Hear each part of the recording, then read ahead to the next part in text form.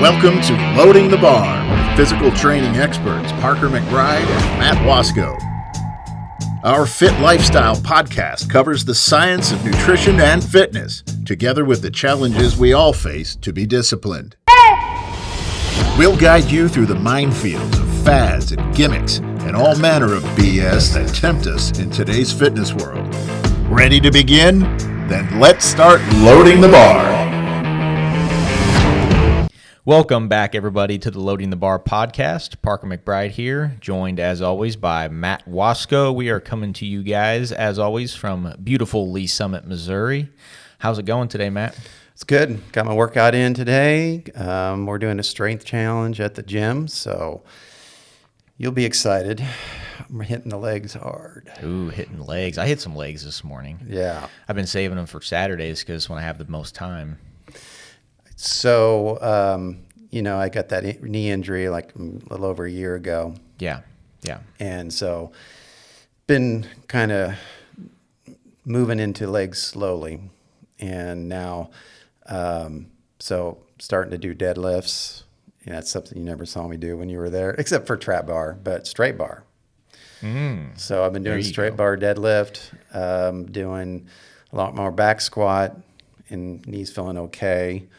So this is going to be the year of getting my legs closer. Well, I want my legs stronger in my chest. Let's put it that way. I have always told you have to at least deadlift what you can bench. And I don't think you've been there for a little while. So. Yeah. So, but I mean, I did do the trap bar. I did 405, which is not straight bar, and then I want to get the straight bar to in the 400s, and I think I can do that this year.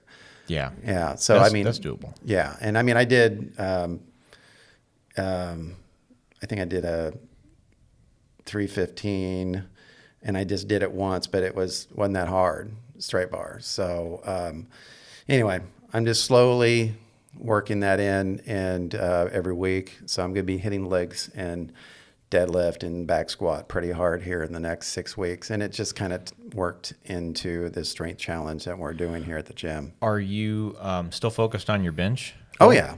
Just kind of both and. I really think that getting my legs stronger is going to help my bench.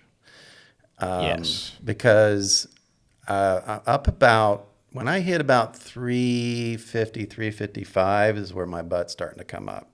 And I think that's because of leg issues. Yeah. And so and I notice it when I get my JM to like 220, 230, butt's starting to come up. And so I think that has a lot to do with legs not being as strong as they need to be.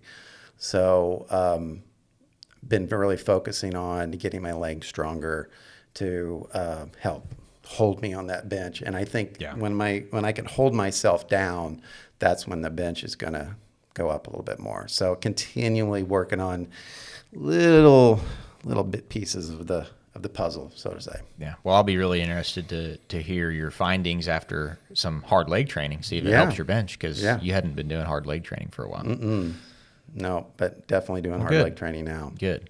So we have a bit of a new segment to bring to you guys today. So we're going to start this, adding this into our episodes. We're going to call it the Fit Focus segment, and we're going to kind of try to touch on some news or just headlines or things that we've seen throughout the week that relate to the fitness industry, and just kind of dissect them a little bit, talk a little bit about them. And Matt had sent me a really good one this week, I thought. So headline out of, actually two headlines, but one headline out of the New York Post reports that just 12% of Americans, mostly men, are eating half of our beef supply.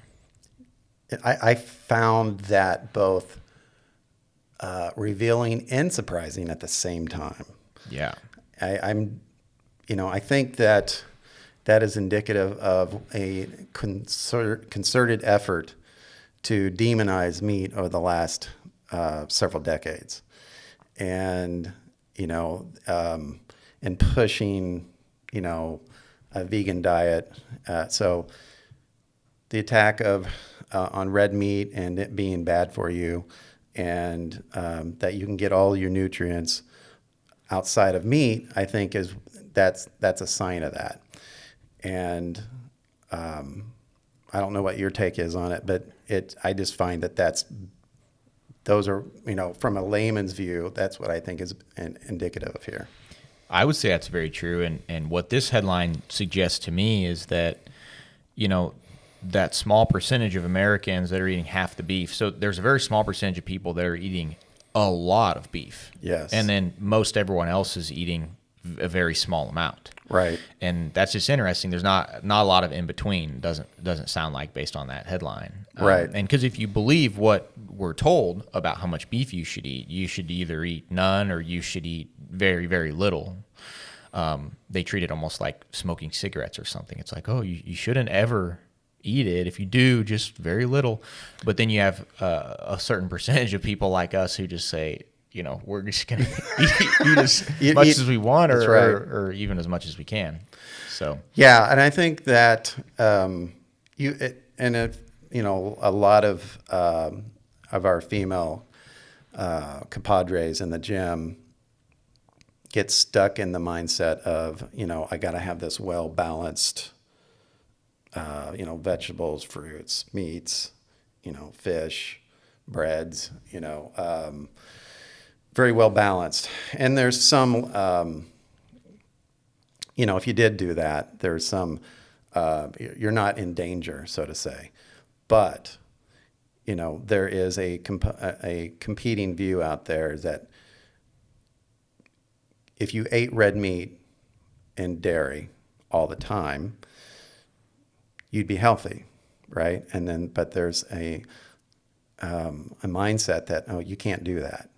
Yeah, a well-balanced diet. Eat lots and lots of different kinds of foods. Mm-hmm. Yeah, and I would agree with you. You could still be pretty healthy with that diet, but I think both have been proven. And the counter headline to this headline that I read is another article that reports that 88% of Americans are metabolically unhealthy. Yeah. And it's interesting. You have 12% of the population eating a bunch of red meat, and then you have 88% that are unhealthy. I wonder if that's the other 88%. Yeah. Kind of a suggestive combination of headlines. Well, one of the things I've noticed is that when a lot of the people that don't eat red meat eat for convenience, they're not. Hey, I don't have enough time. I don't take the time to prepare. I don't do meal prepping, so I'm going to run to McDonald's. I'm going to run to some fast food or get pizza because I don't want to take the time to meal prep. I don't want to invest in what it takes for my body to remain healthy. Now, I'm not saying, getting a pizza for dinner one night is a bad thing. I'm just saying all the time, fast food, eating processed packaged food, you're not thinking about taking that time to think about the toxins that are in the preservatives that are basically essentially like toxins to the body, trying to strip those things out of what you put in your body, giving real thought to what you put in your body is what's missing. Well, there really is no way to eat red meat without a preparation process. Correct. You can do like beef jerky. So beef jerky, that's red meat, but there's tons of preservatives and things that have to go into that in order to cure it, in order for it to be able to sit at room temperature and the shelf life to extend that long. Right. But if you want to eat a steak, you have to go through the process of cooking that steak, ground beef, burger, whatever the red meat is. And that takes time to cook that. If you think about the things people can pick up and just eat instantly, it's all the prepackaged processed stuff. Instant gratification. You can open up the cupboard, grab the bag, open it, and eat the stuff immediately. Right. Red meat, there's always a time delay on that. And I do think that plays a little bit of a role for people. They're not willing to put that time into preparing their food. Well, it's like anything. Time is an investment. And that investment, the word investment implies what? I'm investing in something to get something back, right? So if I'm investing time into something, that means I care about the outcome. So to invest to get what? A healthier body, to feed the body correctly. So I have healthier bones, healthier muscles. I can feed my gym workout time. If I want to grow my muscle mass, I invest in these components, these things that are healthy so that I can feed my body to do those things. And that's a lot of times as I've said before, we live in the FedEx culture so that we don't want to take that time all the time. And that includes our diet. And we have to understand that if you invest in something, you're wanting to get something out of it. So take that time, if you want it, to invest in eating correctly, to meal prep. Yeah, absolutely. I think that's a really good segue into our topic today. So what we're going to be covering today is the obstacles, and I kind of put excuses along with that because some of them are more legitimate obstacles, some of them are more just excuses. But the obstacles and excuses and how we can overcome those things in order for you guys to reach your goals in fitness and health. Because everybody wants to be healthy, everybody wants to be fit, and the reason they don't get there is because of some obstacle or some excuse. And we're going to tackle a lot of those common obstacles and discuss them and how we can overcome them and still be healthy. Because everybody faces obstacles, everybody has the chance to make excuses. It's just, are you going to overcome them, or are you going to let them become excuses and let that be the reason why you're not healthy? Right. That's what it really boils down to. Right. Yeah. And I think there's been a mindset change just in the last 15, 20 years of that it's affected all of us to a certain extent, even us that try to remain disciplined. Having a good raising to overcome obstacles by a good set of parents helps combat a culture that just wants you to feel good, right? And do what's easy and do what you want to do.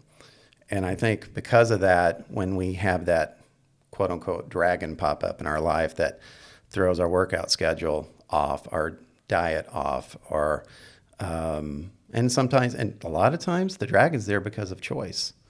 We make choices that cause that obstacle. Yeah. And I think that's what we're going to, a theme of what we're going to touch on today is that these obstacles that may seem insurmountable or they may seem like they're no choice, they actually are very much a choice. Yes. Everything's a choice. Right. And that leads me into one of the first biggest obstacles, probably the most common that I hear is I don't have enough time to work out. I don't have enough time to eat healthy. Right. What is your typical guidance to somebody who comes in with that excuse as to why they can't do it? I think it depends, one, how well do I know them, right? Because a lot of times the problem is going to take a lifestyle change, right? In fact, almost all the time. And if I'm just starting to work with someone, I have to approach that in a way that's, I'm not, because if someone's coming in the door, one, they're there to make a change, right? But a lot of people come in and don't realize it doesn't start just showing up at the gym. It starts with a complete different way of how we sleep, what we eat, and sometimes the people we hang out with, right? Because we do have bad influences in our life, and we have to think about those kind of things when, if I'm trying to eat healthy and you have people that just sway you the wrong way, time in and time out, and you don't have the ability to say no, you have to think about mitigating those type of situations. And, that could be hanging out with them less, finding new groups to hang out with, or just working on your willpower in general. But, constantly putting yourself in a situation of temptation is not ideal, right?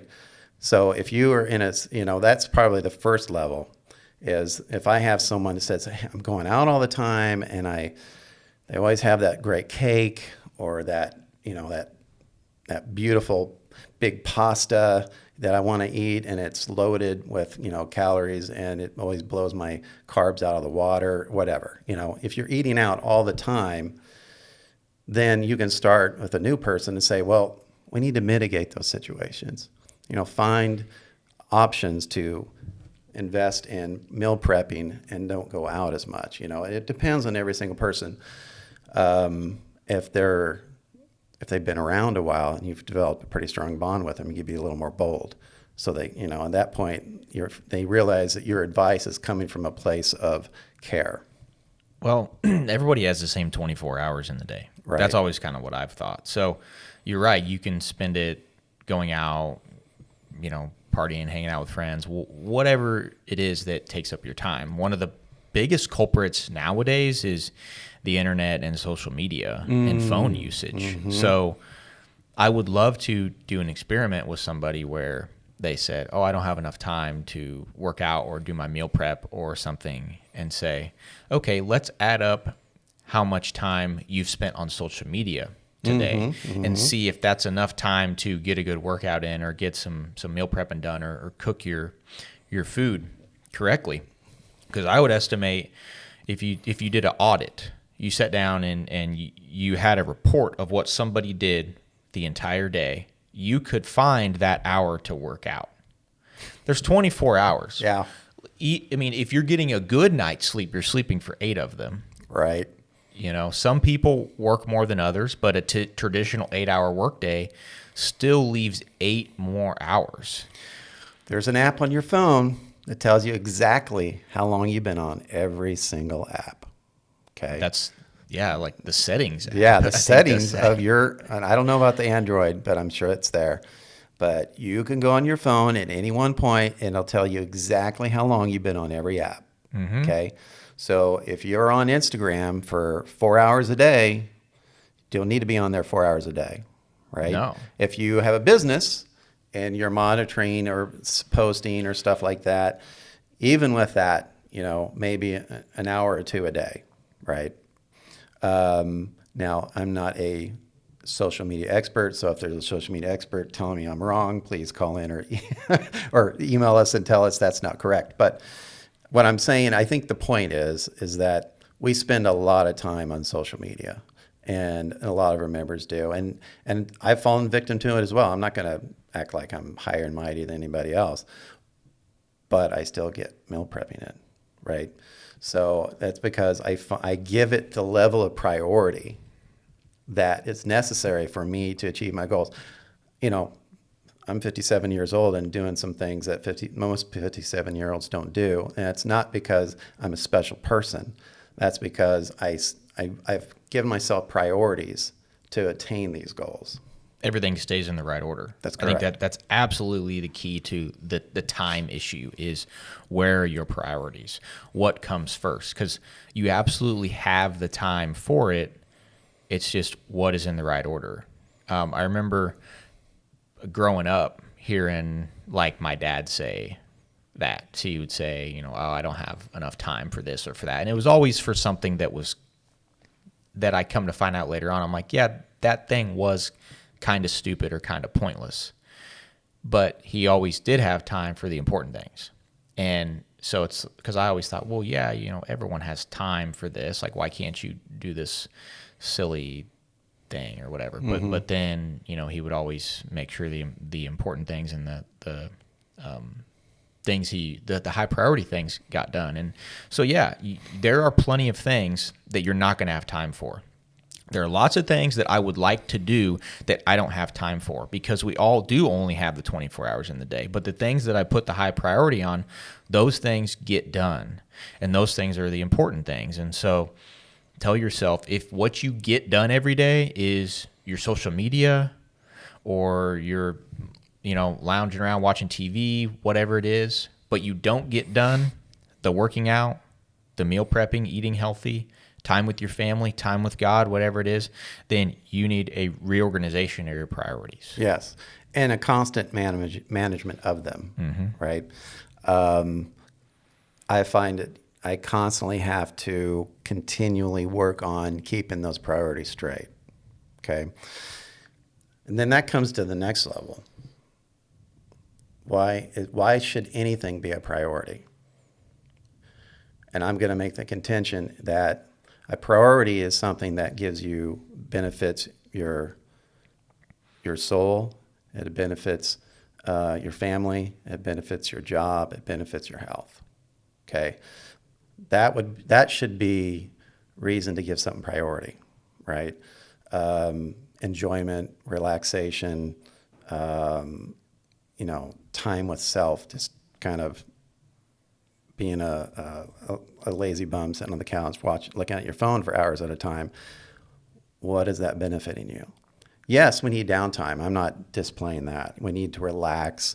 Like when I come home from work, the first thing I do is I sit on the couch and say, give me about 10 minutes. I just need to sit a minute, and that's necessary, right? I just kind of like, day's done, right?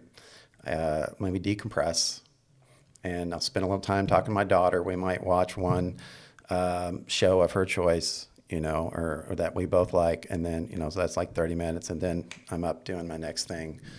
I try to use that family time. Well, I think the important thing to do is ask yourself before you embark on any activity or any way you're going to spend your time is, what is the purpose of this, and how is this going to help reach my goal? Because you talked about when you get home, sitting down for 10 minutes and just relaxing. I would say that has a very specific purpose and is going to help you reach your goal. Yes. Right? We need that as humans. We need that decompressing time, that processing time. We can't go all the time. Correct. But somebody who sits down and that turns into 3 hours in the middle of their day when they should have been productive doing other things, that's when it becomes a problem. Yeah. So you have to kind of ask yourself before you go into that activity, what is it for? What's it going to look like? And I think if you ask yourself that beforehand, you're going to avoid falling into lots of those things, because nobody sits there and says, you know what, I'm going to go spend 2 hours on social media right now and just scroll pointlessly. Right. But that has happened to all of us, where we sit there and we think, man, I've been doing this for an hour and I just wasted an hour, because you didn't sit there and ask yourself beforehand, why am I doing this? What is the purpose behind this activity? Yes. So I think one of the things that opened my eyes, and it was actually the settings app of the iPhone. I remember when I discovered that there, and I went and looked at it and went, oh my gosh. It's like, I've been on Instagram 3 hours today. Or when you get the screen time report at the end of the week. I will say the screen time's a little deceiving, because I do spend a lot of time with emails, right? Or I pay my bills on my phone. I check my bank account on my phone. All that, all the communication I do. So, that's a little deceiving. I kind of break down, what am I spending time in, right? Because I do a lot of business on my phone. But I remember looking at the apps, and I was like, I need to apologize for God spending so much damn time on this app and not spending it with my family who's sitting right there, and it's easy to fall into, and that's why it is good to have to understand the hierarchy of what's important, because then it helps you prioritize correctly and achieve the goals that you want to achieve. Family, financial, health, God, those things are all paramount, and everything you do in life should revolve around that. That being said, and I refer to it as the dragon, we all have dragons that pop up in our life. And 9 times, well, I don't want to say that 9 times out of 10. Many times it's our own undoing. We made choices that's the reason the dragon popped up. Or a lot of times they are out of our control. I'll think of one reason, I guess you could always say it in some way it's in our control, but I won't get too far into that, but one of the dragons that popped up was the pandemic. That was an obstacle for millions, and if not billions of people in the world that changed their lives, and it changed my life. And I ended up embracing it and changing my whole career, but it was because, and the reason I got through that is because, as difficult as that was on my family, because I just had started a business. I mean, literally just got it profitable. I spent a year and a half, almost 2 years in the red, trying to get that business profitable.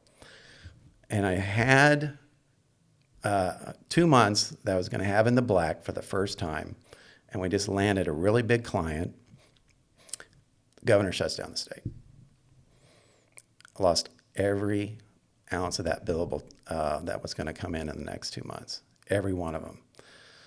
And it was devastating because, I went months without pay. Well, a little bit here and there, but a lot of billable time that was not paid, right? But what got me through that was my sense of responsibility to my family, my faith, and trying to follow, where God wanted me to be, and which sitting here now, right? So God has the ability to take, suffering, because he's trying to talk to you and get you to another place if you're adhering to what is important, right? Even through the difficult times, to overcome them, because they're going to come. They're always going to come. And, it's adhering to those principles that gets us through it, keeping those. That's how we overcome those obstacles, is that we invest in the things that are important. One of my coaches back in high school had a saying that I've held on to, and the saying is, control the controllables. And I think he was a football coach, but the theory behind it was, in a football game, there's all sorts of different things that happen. The referees call things that you don't think should be called. Other players do things that you didn't want them to do. The other team does something in a way that, you can't control. But what can you control? You can control yourself, your performance, and the decisions you make and the moves you make. And I think what you just talked about there is a great example of that. There are things that happen sometimes that are just uncontrollable. But there are always things in every situation that we do have control over. And those are the things that we need to think about and focus on controlling to the best of our abilities. Right? God's put us here and put us in these situations. We can't control that, but he does tell us in his book how that we should live and how we should react to these things and decisions, how we should make decisions. And it's our responsibility to do that, regardless of the circumstances that are put in front of us. Yeah. And I think it really boils down to that when you were telling that story. Yeah. I think there's a deeper part of this that we could go into it and create a whole another podcast. Yeah, but, it's one of the things I was referring to when I said, really, all man's suffering is because of past decisions. I mean, everything from Christ on the cross to, because of Adam and Eve making that first decision. So someone else had to come along and pay for those crimes, and he had to suffer for us, right?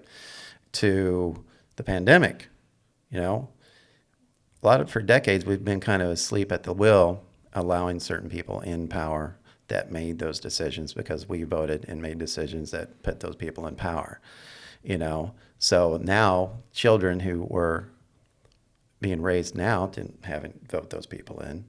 So that's where it's like, ultimately, yes, you can only control yourself, right, and make the right decisions. But a lot of people before us have made decisions that are going to bring dragons up in our lives. That is true. That is very true. Yeah. So I would say with the time one, we kind of got into some deep stuff there. But sorry about that, guys. No, this is great stuff. Yeah. Listen to it, guys. So with time, generally speaking, it's usually just an excuse. right? It is an obstacle to overcome, but I think, in summary there, it's all about priorities. Right. So now I want to segue to another one that I think is not, it's probably if it's an excuse, it's the best excuse. And that is injuries. Injuries are a huge obstacle for people that we've worked with, whether they're bringing in a past injury into the gym when they come in for the first time, or whether they obtain an injury while they're in the gym. It can be a huge obstacle in preventing them from reaching their goals or staying on track. How do you think, how would you help people working through their injuries? Well, man, so, I mean, it's a big part of this industry, right? Because like I said, we're human beings. It only takes one bad rep. We get older, joints wear out, ligaments, tendons wear out. You don't know their past history and their past injuries that make them more susceptible to being injured again. So we see a lot of it. And I think each person is unique, and the therapies are not, they can be unique, but usually the best approach that I find with someone who's injured in the gym is that, listen, there are ways to remedy the situation and continue working out. We change the hand grip, we change the modality, we avoid certain lifts, for a period of time. If it is an actual tear or something that's going to take more than this stretching and therapy on the joint or on the ligament, on the knee, whatever it might be, that in itself is a process of elimination. We knew a young lady that we both trained at the gym, and it took them 1.5 years to diagnose that knee and what was going on. And finally, they did an MRI after months and months of therapy. And so they can't be longer, but she still came in. She made it a priority. And so she had trainers that understood what she can and cannot do. And so that she not only did she continue to come in, but she reached her weight goals, because I remember I talked to her quite a bit about what she should and should not eat. And she continued to eat correctly and coming in and working out a little bit of lower body because she had a knee problem, but mostly upper, reached all her goals. Could not be happier with a very, I don't want to call it a significant knee injury, but it was pretty debilitating. I do think there's a level of severity here. There's a scale. Sure. If you got hit by a truck and broke every bone in your body and you're laying in the hospital, there is no way for you to be working out, be moving, be in the gym, meal prepping, things like that. And then there's, I stubbed my toe, right? And there's everything in between. And we do have to assess that on that scale, because there is a level of, hey, what's best for you right now maybe isn't working out. Take somebody with a significant knee injury. We probably shouldn't be trying to do lots of squats with them or leg exercises that cause a really high range of motion with that knee. However, if it's just an ache or pain, or some of the more common things like tendonitis, those things can be worked through. Typically, it's a pain issue, not an injury issue. Right. So that is something that always is going to have to be assessed. You can assess it personally. It's also good to get other opinions on it too, because sometimes you're just being a wuss. Right. Sometimes I'm thinking, man, this thing really hurts. I don't want to work out. But if somebody else looks at it and says, well, it's just hurting, there's nothing structurally wrong, then I just got to get tougher. I always try to help them identify the words they're using. Sometimes they'll be like, like if you say something hurts, I'm going to know it really hurts. If someone else says something hurts, sometimes it's just wow, my muscles are burning. Knowing the person. Yes. And so a lot of times I say, well, is it acute? You mean like sharp? If it's sharp, then we'll change that modality. We'll do something different, especially if you're doing the right form. So, I mean, sometimes you kind of have to talk to him a little bit. Some people know the difference. Like, this is a good sore, right? Like they come in the next day and say, man, I was sore. And I'm like, oh, that's great. And then another person will come in and have the exact same symptoms. Man, I was hurt. Oh, well, that's a different term. Well, talk to me a little about it. You find out where they're sore. So it's kind of knowing the person. And I'm telling you, man, figuring out problems is always a process of elimination.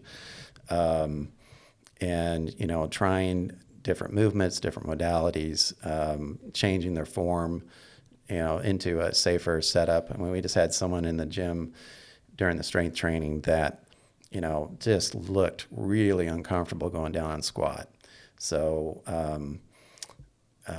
put some lifts underneath their feet, fixed it, went down comfortably, was able to go past parallel, and they felt more comfortable, until they get a more well-balanced lower structure on their legs. Yeah, I think one of the things you brought up in terms of trying different modalities is extremely important. Finding the things that you can do that don't cause pain. Right. And that's process of elimination, trial and error. I remember you telling me about a guy that you worked with up in Liberty who had significant pain when he was trying to bench press, and he actually could not bench press because of that. And I think after some trial and error, you talked to me about it, and you ended up figuring out a way that he could still simulate a bench pressing movement and get that work in his chest, but not have the pain in his shoulder. It was his wrist. Or wrist. His wrist. Yeah. So he couldn't do push exercises, and especially on straight bar, and so, we found out that, I can't remember what side of the wrist it's on now, but it was one side of the wrist he couldn't put a lot of pressure on. Well, using that W bar, he can put a little more pressure on one side and still, get the bench press in, and was benching a good amount of weight with a W bar. And it was like, wow. I mean, I'd been working with him like a year, and that little bit, that's why it's great to work with other trainers. Because you learn, always remain humble, everybody. 100%. So, remain humble, because that's the only way you learn. But the point is like, after a year of training this guy, he suddenly could now do bench press, with the same injury. He has a rather fairly significant wrist injury. And, he chooses, because of personal beliefs, that he's not going to a doctor. And you get all kinds of different people, and you have to work with that. Yeah. Right? He's not going to go to a doctor because of his beliefs. So he has had a perpetually very seriously injured wrist for a long time. But he's stronger. He has more muscle mass. He has bigger shoulders, bigger biceps, bigger triceps, bigger back, bigger legs, because he did not allow it to be an excuse. We found the modalities to keep him moving. Well, I've found with a lot of people, muscle mass can mask a lot of injuries and issues. Mm-hmm. The more muscle that you build up, the more you can work around a certain issue. Because I would say typically men more so than women, but as you get older, injury is inevitable.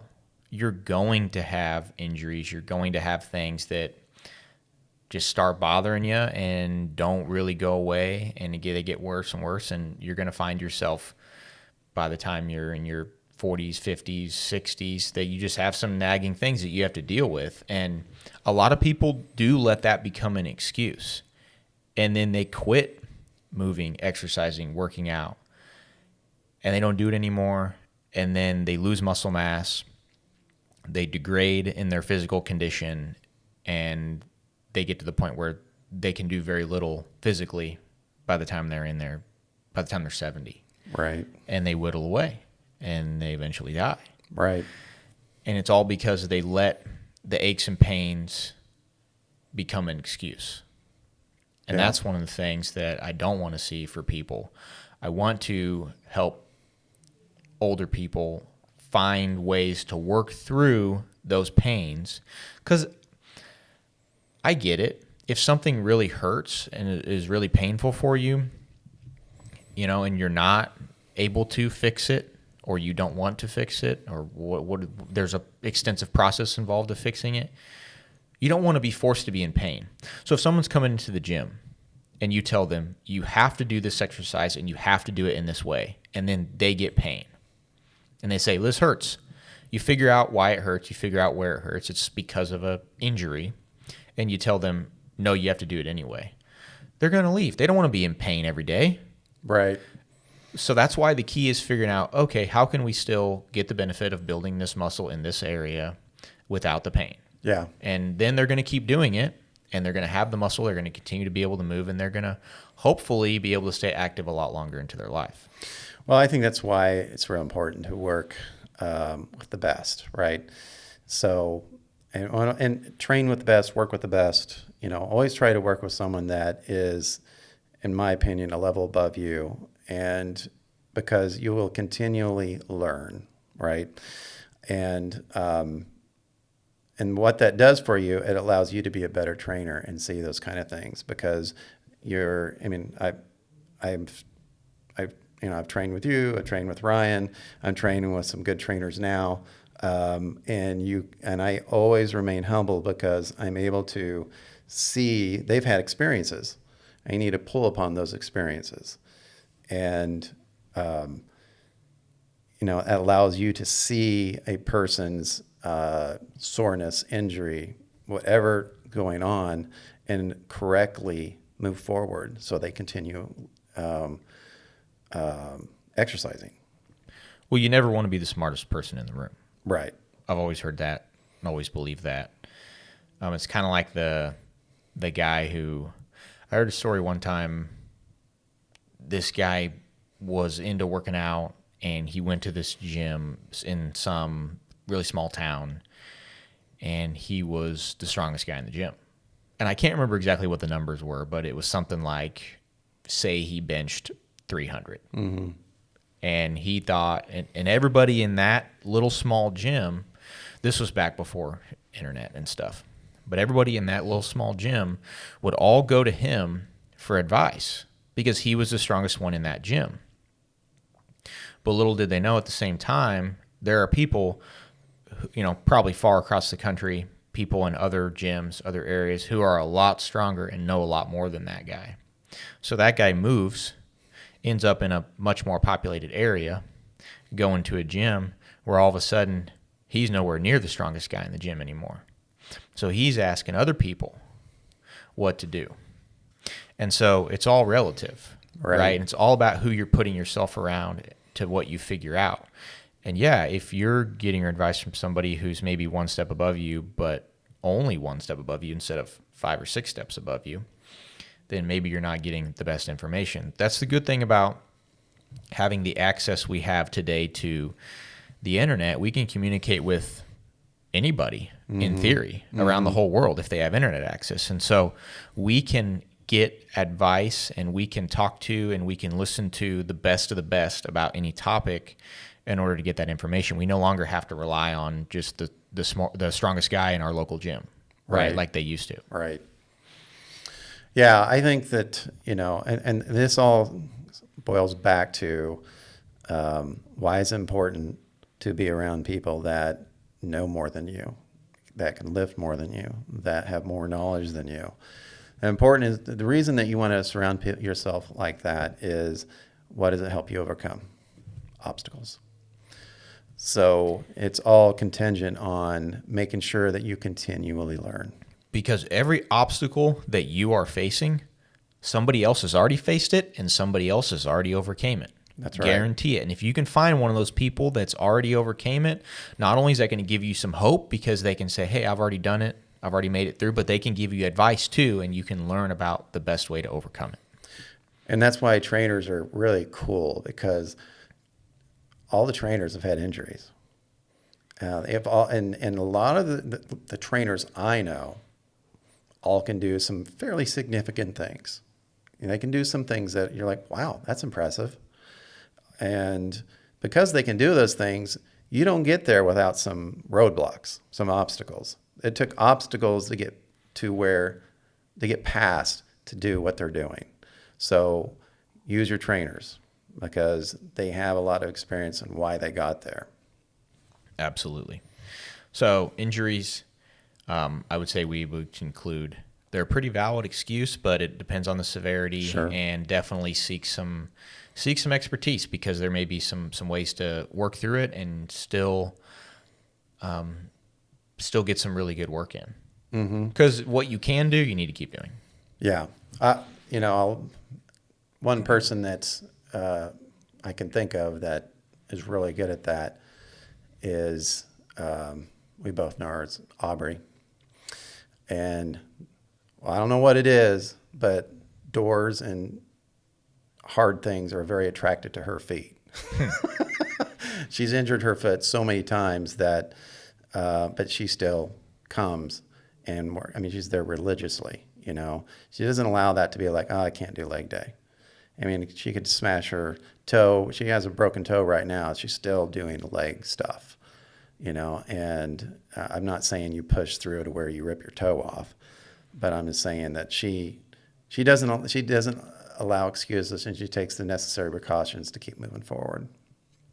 If you let failure be an option, then it will soon become a reality. Correct. However, if you decide that you are going to do it, eventually you will. Yeah. I got a couple other listed here that are maybe not quite as common and not quite as big obstacles, but we still need to talk about how to get through them. This won't apply to everybody, but one that is a big obstacle for the people that experience it are the people who have to travel frequently for their job. And I understand that because that is very hard to still eat healthy, still get your workouts in. You can't go to the same gym every day. You can't, meal prep in the same kitchen every day. You can't necessarily travel with all your meals. There's a lot of obstacles that go into people that travel a lot for work. Their schedule's constantly changing, and that's a very, very tough one to get through, but I still think there are ways to get through it. What has your advice been or your experience been with people who have that? That travel? Mm-hmm. Yeah. Wow. It's one of those things I just recently, when members travel, sometimes I've gone as much to send them a text message almost every other day when they're traveling, reminding them, hey, you've worked really hard to get where you are. It's more than half the time, way more than half, when people go on vacations, they've gained weight. Yeah. A lot of times they can lose it very quickly and sometimes not. So I try to remind them before they even leave. I was like, think of all the hours that you've been here with me. And I've run you through some pretty difficult trainings. And you've sacrificed a lot to get what you have right now. So when you go on your trip, remember all the hours you've put into that body so that it has meaning to you. I'm not saying be an angel. I'm just saying be thoughtful of that, so that you have some wherewithal to like, hey, I'm not going to drink 60 drinks while I'm here for a week. Yeah. Because what do you have to do? Then you have to put on all that work you put in. Now you have to put in again to get to where you already were. So I try to kind of approach it from that standpoint. Remember the sacrifice you've already made. Yeah, a lot of people will say too, they'll make the excuse that, well, I'm traveling, the hotel gym sucked, or there was nowhere to work out, so I couldn't get a workout in. And I'll agree with you. Having good equipment is huge. Mm-hmm. But in a pinch, getting it done with subpar equipment is still very possible. Yes. You can do a lot with body weight. You can do a lot with some light dumbbells. And make sure you're taking advantage of everything you have. Be resourceful. Well, you can contract your muscles without holding a weight and burn them out. So, I've done that when I've been by myself and just contracting, with my mind muscle connection and contracting until I can't contract anymore, so you can burn a muscle out just without anything. So, that's not as easy because most people don't have that mind muscle connection. But what I'm saying is that you're right. Don't allow poor equipment to be your excuse. You can do all kinds of things even in your hotel room. There's a chair there. Do some tricep dips on the chair. Push-ups. Lunges. Air squats, whatever. Burpees.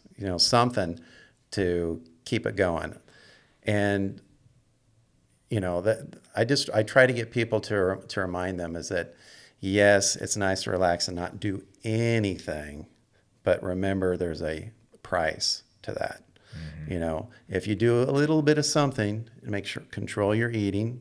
I'm not saying don't get to enjoy some of the things you like, but remember if you eat something that is not super healthy, counteract it, right, next day.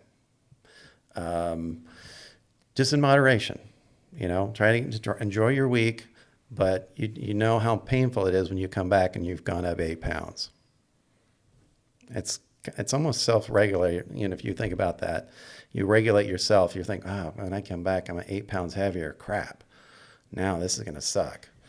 That's something else a lot of people will say too about travel is, well, I'm traveling, I'm out of town, I don't have a full kitchen, I've got no choice but to eat out, eat at restaurants, eat unhealthy. Right. Sort of an excuse.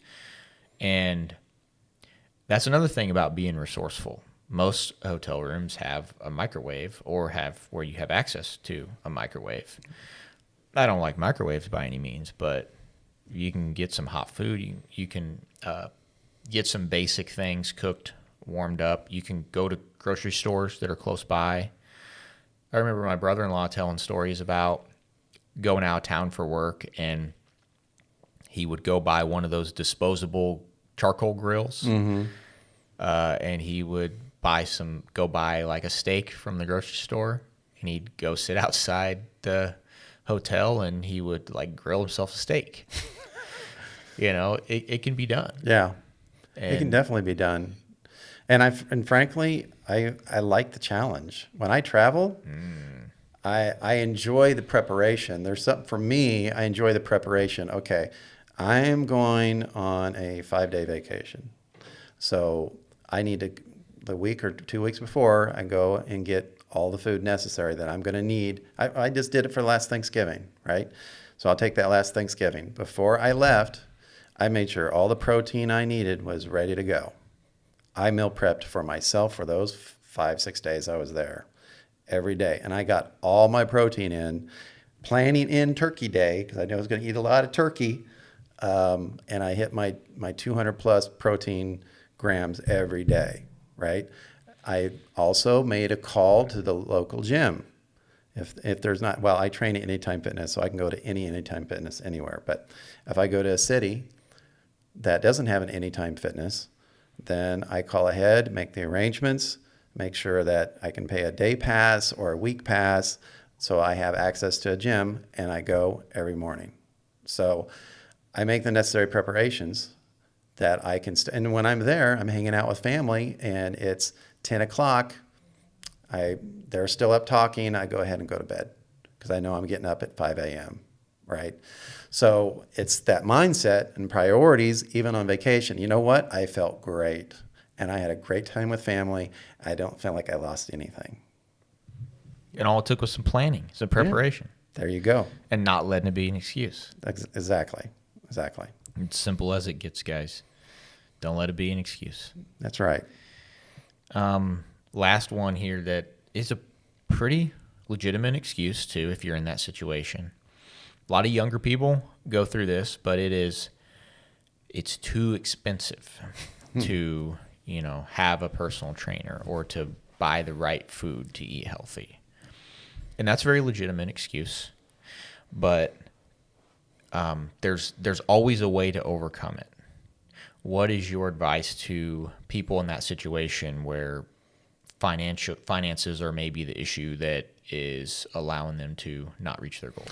I'll tell you a story that we both heard that I think summarizes this very quickly. So this goes back to a story Ryan told me. He had a lady that went to the doctor. The doctor says, you need to do something about your health. You're in not a crisis, but you're in a serious situation where you need to get fit and lose some weight. So Ryan happened to be the one to do the consultation, and she met with him and got everything worked out. And then he talked to her about the pricing. Oh, that's too expensive. Okay. And so he looks down and he sees her, I don't know if it's a Prada purse or something like that, something very expensive, and a Mercedes out in the parking lot.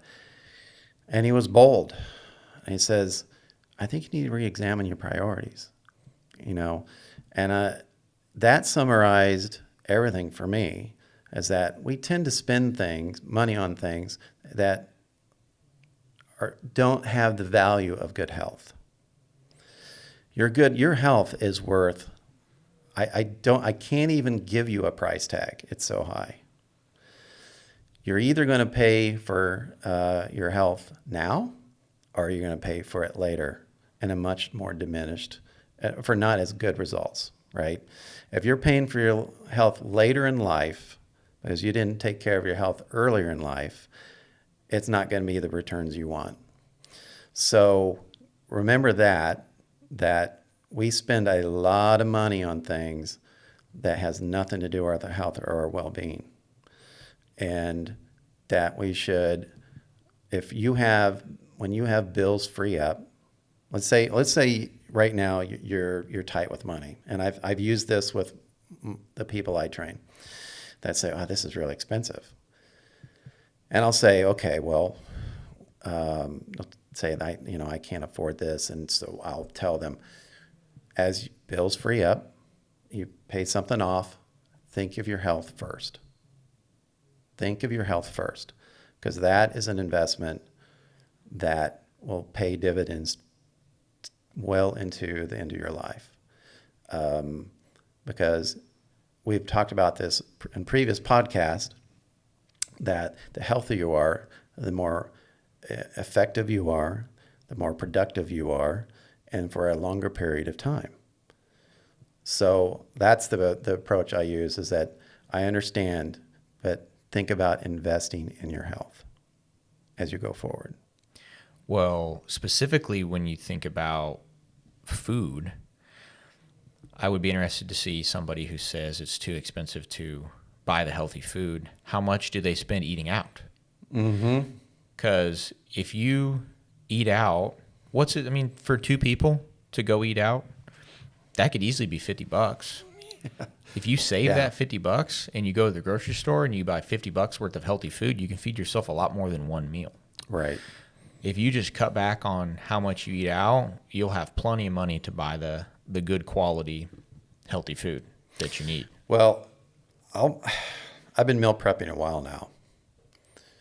My food budget has gone down in the last 5 years because I do so much meal prepping, and a lot less eating out. And when you meal prep, even the expensive foods, if you meal prep correctly, then you'll end up saving money.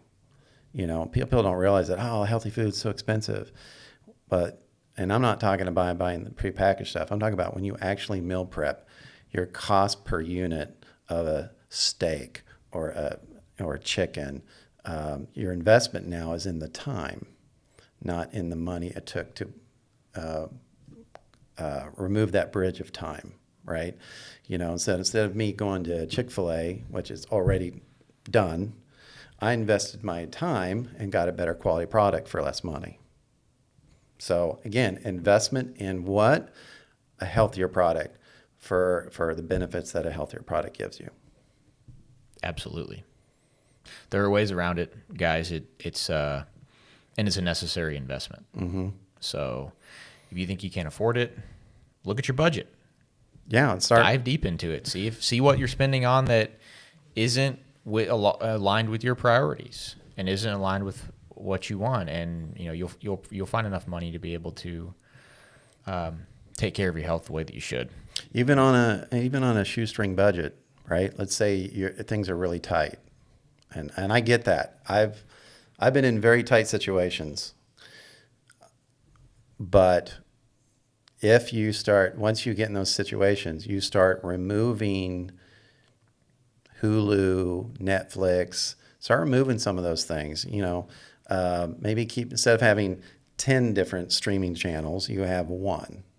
Save $100, $150 a month.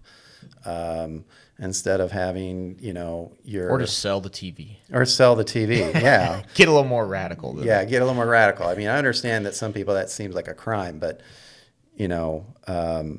there's a lot of things we can adjust. We just have to be willing to make the sacrifice and understand that our entertainment value is here and our health is there. Mm-hmm. And it's not that. So until we understand that our health is paramount, and I just say that, obviously that's under God. I don't want someone to call me on that. But the point is that, we spend a lot of money that has the value of here above our health. And so we need to understand our health is up here. And that's the problem with a lot of people. It's just that there's such, I hear it. I was like, hey, I got to there's a lot of people take some pretty expensive vacations. Mm-hmm. Expensive. And then they complain about not having any money.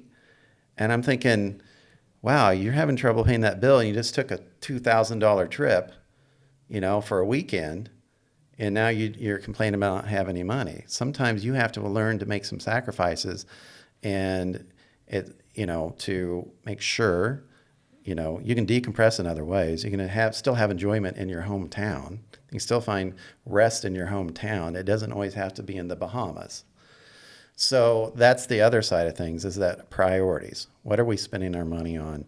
Make sure that we are making our health paramount in that situation. Well said. Well, you got anything else on this topic, Matt? No, not on this topic.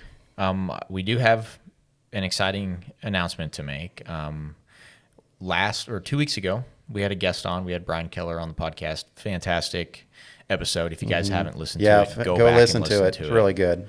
But we are going to be bringing another guest onto the podcast, Matt. Yeah, Steve Sanborn. He's from Brain Health Technologies, and he's a jack of all trades, but technically he's in medical distribution, even more technical is probably more in the measurement and intervention side of things. So measuring